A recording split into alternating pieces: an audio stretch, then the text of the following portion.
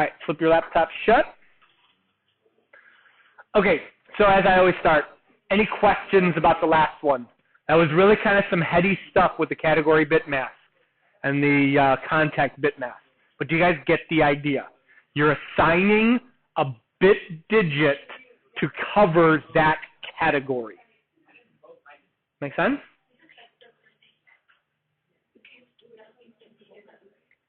Yeah. Sarah said she checked to see if you could do it as an 8-bit. I don't think you can. I think it must probably be 32 bits. Okay? Okay, so the final 3 things that we've got to do is we've got to change the color of the paddles and remove them. We want to keep a score. Okay, that's the idea that we go through here. So the first thing I want you to do is create a new function. Go outside of our game scene did move. So keep going down, down, down, down. Let's do it right above the did begin contact. So keep going down a little bit farther. There we go. So let's do it 94, hit return, twice, and let's start a new function. So func, we'll call it change paddle, open parenthesis, node, underscore node, space node, so underscore, I'm speaking a little too quickly. Take a deep breath. Underscore space node, colon, SK sprite node. Okay, and then outside the parentheses, open squiggly brace, hit return. So what we're going to do is we're going to send whichever paddle we want to change to this method. Okay? Does kind of make sense? All right.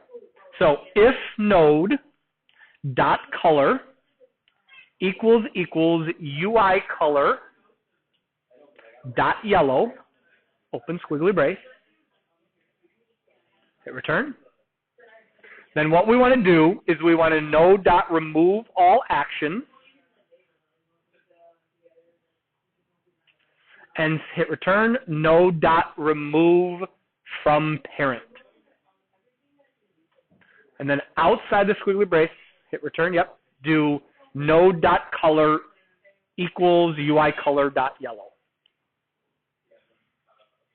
All right, so picture this. A node comes in, and it's the normal node. Remember how they're red from the very beginning? It's going to skip all of this, and it's just going to turn the node's color to yellow. So then the game's going to keep playing. Let's say this node gets sent again, the same node. This time the node's already yellow, right? From the last time I came here, it was yellow. So I come in, hey, the thing is yellow. I remove all its actions, and I remove it from the parent view. So basically, it leaves the view. Looks like it's gone. If I didn't remove all the actions and I had some contacts in there, even though you don't see it, the actions could still contact the ball. Something that happened all the time last year. Okay? You want to remove all the actions from a node and then remove the node from the parent. Make sense? Okay. So now, inside of did begin. Yep, perfect. So for a while we were just printing out the name, and let's kind of remind us here. So when a contact was found, it called the did begin.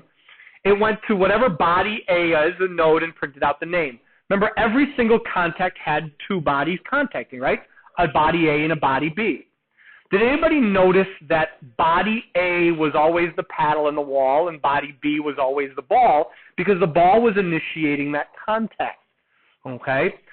Technically, what you're supposed to do is you're supposed to do it like to determine which is body A and which is body B. For speed purposes of our hack witch, I'm just recognizing the fact that body B is always the ball and body A is always the wall or the paddle. But do you guys understand that technically you're supposed to check which is body A and which is body B? Okay, and determine that first. But we're going to speed it up. So go ahead and get rid of that print line. We don't need it anymore. So if contact.bodya.category bitmask space equals bottom category,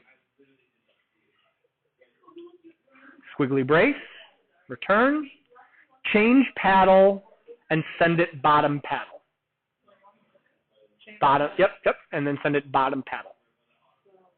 bottom paddle. Okay, so here's where we're doing it correctly.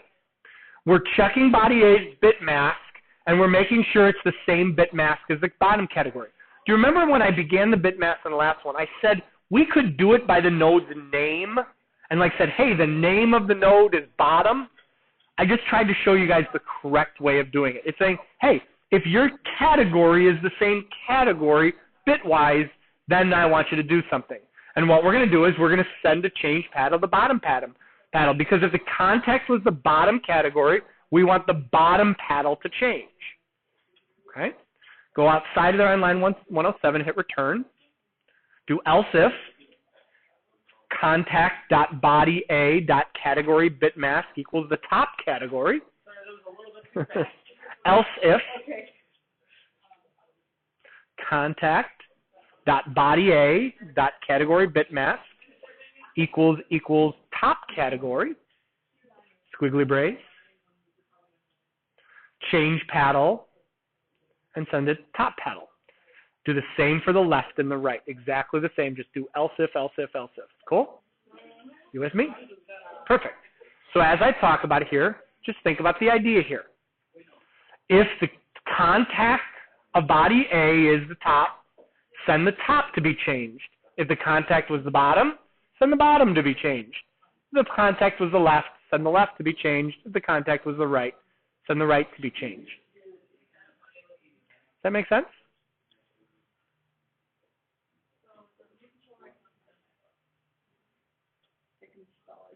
You're missing one squiggly brace. Yep. Now run it.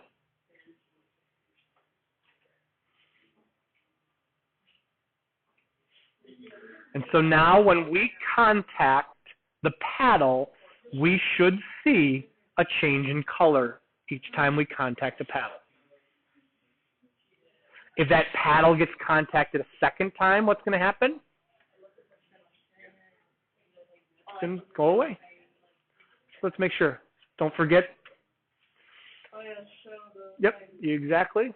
Show the Apple TV remote so that you can move them around.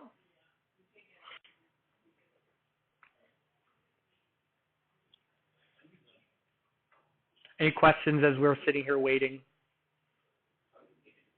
There we go.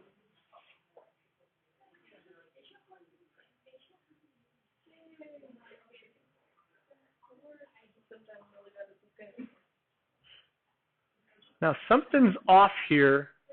Do you notice that it's passing right through a couple of the paddles? Did you guys notice that?